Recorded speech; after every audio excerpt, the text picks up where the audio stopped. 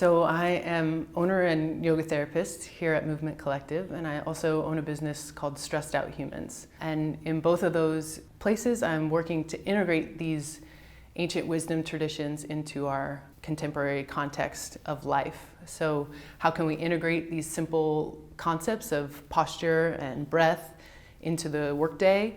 And then how can we practice those things regularly in our day-to-day life to really see the benefit? Because yoga is a practice of action. We can cognitively take in the information, but until you put it into practice regularly, you're not going to really see the benefit.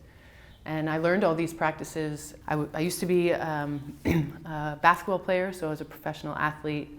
And so a lot of the training background comes from my own training, and not just my own training going so well, but my own training not going well. So injury and suffering from the results of dysfunctional movement patterns being trained with high intensity and high weight. After that, I became a strength and conditioning coach at the Division I level, so at Wichita State, and I played at Southern Illinois.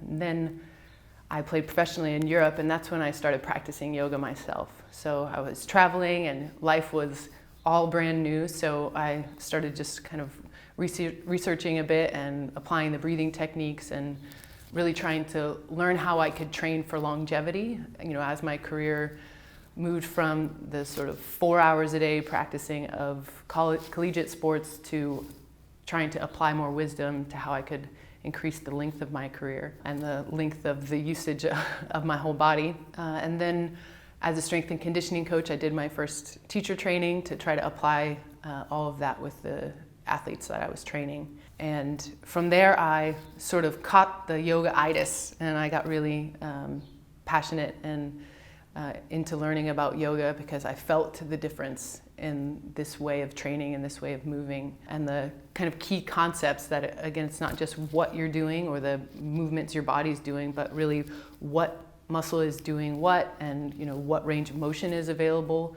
All of those things being of equal importance to how much weight you're throwing around. After that, I traveled around and studied with a bunch of different yoga teachers, and also I called it a practice in understanding my own intuition. So kind of being out and in life and deciding what was for me or not for me in real time. And that sort of way of being led me to finding my teacher, my first kind of real yoga teacher that I spent a lot of time with, and he was based out of Dallas. And from there, it sort of led to moving to the Himalayan Institute and studying and practicing full time. So being a part of founding Yoga International really gave me the advantage of all of the top teachers from all over the world coming to teach on this platform, and to a camera that I was sitting behind like you. So just all sorts of information intake. And then the environment of the Himalayan Institute is really designed to help you put these things into practice in your life. So Movement Collective is really, as best I can in sort of the flow of regular life, implementing those things so that you can tap into the rhythm that's in place here and apply that rhythm to your own life. And really the core of yoga is about rhythm in action. So embodying the rhythms of nature and being in alignment with your own nature, and then moving in a way that honors the body and is full of ease. So not pushing against the flow or the way of it, but really finding your place in it and moving with that from there. See, I established Movement Collective in September of 2019. While I had still been kind of back and forth in an apprenticeship at the Circle Yoga Shala.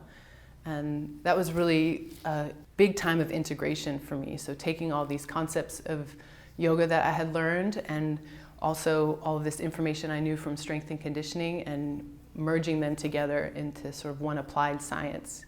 And so I think it would be fair enough to say that what I teach here is my yoga, the yoga that supported me and helped me, but that's sort of how it goes. You learn and take in all this information and then apply it and share it.